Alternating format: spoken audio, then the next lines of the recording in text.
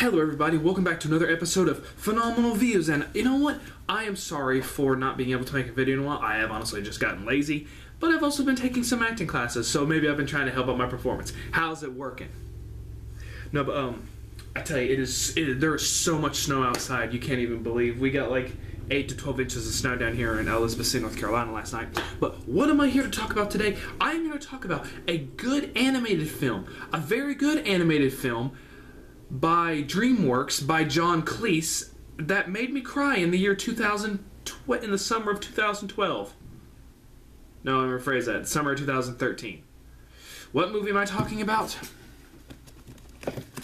John Cleese's DreamWorks The Croods. A movie about a cave family who's been living in the cave all their life, but the daughter Eve doesn't like being cooped up there, so all she likes to do is get out.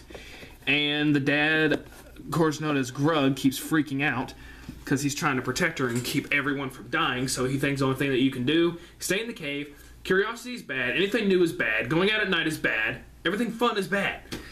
So, but like, the animation in this movie is so freaking gorgeous and beautiful. Oh, I tell you, this is all too hot for me, I gotta tell you. Whew! How you like the hair? But the animation in this movie is just so freaking beautiful and gorgeous. From everything, from like the creatures in this movie to the way the characters look, and the story is freaking phenomenal. But like, the movie starts out like with Eep talking about their family and how they're the Croods and like how they're cavemen and how everything basically is bad, like how they're the only cave family left because, well, everything else killed them, whether it be flu, eaten, cold. Yeah, that's pretty much it. Like how they catch breakfast every morning, and like how like the music in this movie is so awesome. Like the music to the movie, the main theme of the movie is freaking beautiful. I'll put a link in the video so you guys can watch this music video by Owl City. But like how at every day when the sun is about to go down, Eep climbs higher and higher and tries to touch the sun. But then when she comes down, she's like, we've been in that cave for like forever, for like 3 days, and you know, she's wanting to get out and explore the world, but Grug, no.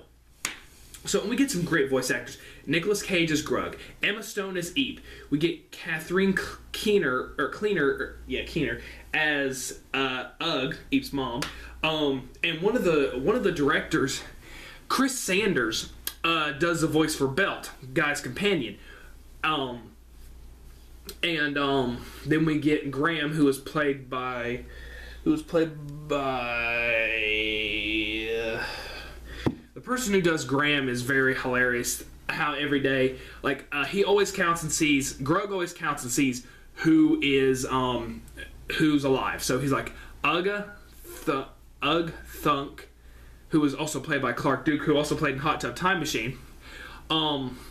Eep, of course. Sandy, who's like a little tiny, she's like a dog. Like, newborns are like freaking territorial and evil.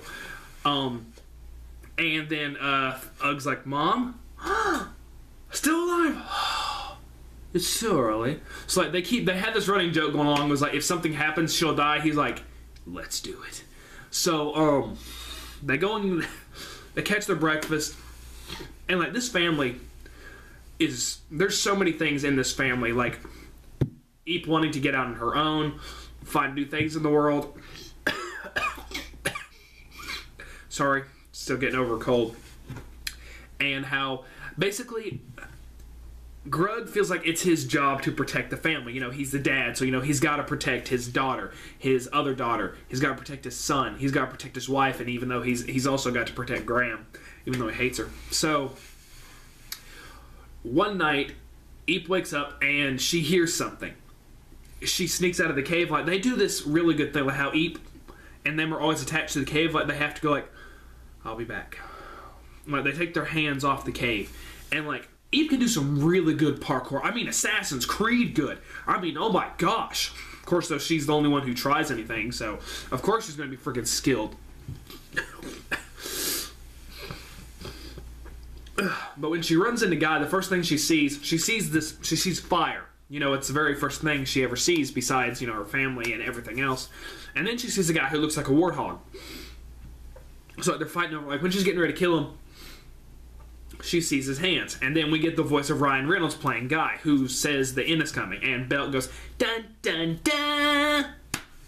which is freaking awesome. And like he introduces Eep to this whole new world, and that's the thing. And that's one of the things I liked about this movie is, like with Ice Age, how they keep exploring like the world before it split up. That's what's happening in this movie. The world is splitting into the different continents and everything. So like when, you know, he discovers fire and makes it, Eep wants it, but she keeps crushing him and stuff. And so when Thug finally finds her, he's like, I'm so mad at you, but are you hurt? Are you hurt? I'm gonna freaking kill you. So like when they get back, he's like, you are not allowed to leave the cave till you're older than Graham. And so like she starts throwing a tantrum, and then all of a sudden things start happening. Like, you know, they start running away. But then like when they start running back to the cave, Grug has to throw a rock, and the cave gets destroyed. And so then like they go and they find Guy, because when they go into this new world, they're getting ready to get attacked by these creatures, like these little birds. All of a sudden here comes Guy running like a freaking superhero. He's like, I got you. He saves her. And so like he's like basically, all right, look, we can't stay here. You know, we've got to go to the mountain. So they keep him in a log, and he's like, fine, you're staying with us till we find a cave. And it's like he just carries him all the time in this log. And it's like they tell stories. Of course, though, Gruggs is always, you know, whatever, and died. And, you know, it gives them kind of hope, but then, you know, they always know that she's going to die, so there's no hope. But when Guy tells his story about how a girl tried to climb to the end of the cliff and fell, he gave them hope by saying she flew to tomorrow. So that's one thing Eep was always wondering. What's our purpose on Earth? What is the point of being here? And Guy shows her the way. Because, like, at night when they get into this big tree, he blows out the fire, and, like, you see all these stars. And it's a sign of hope. Tomorrow is coming. All the stars in the sky. Tomorrow is coming. This was such a great animated film, and the stuff that they do in this movie, oh my gosh, it was beautiful. It was amazing, but it was also heartbreaking, because there's a scene in the movie when they finally get to the cliff, and after Grug finally accepts, my daughter is growing up, you know, I need to let her go. And, you know, not be the protective dad anymore, because the rules that I have don't work out here. And Grug never tells Eep he loves her, and it's not until Guy and Grug get stuck in Tar, and we learn about what happened to Guy's family. You know, they don't just say, oh, well, he's always by himself, we're not going to explain that. No. They go to the fact that Guy's family died in Tar, and this explains Guy's personality. You know, things are going to be okay, you know, don't be afraid. Follow the sun. You'll make it to tomorrow. And so that's why Guy is the way he is, because he's wanting to get to tomorrow, and he's doing whatever he can to survive. And the only reason he can is because that story that his parents told him. And it was so heartbreaking. But when they get out and they run to this humongous mountain, and they're trying to get across, but then like all of a sudden like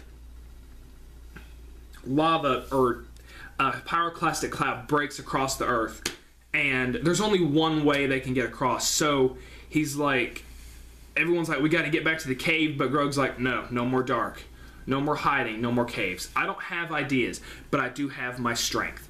And this is the most heartbreaking part of the movie. You're thinking, okay, what's going to happen? And automatically you think he's going to throw every single one of them across.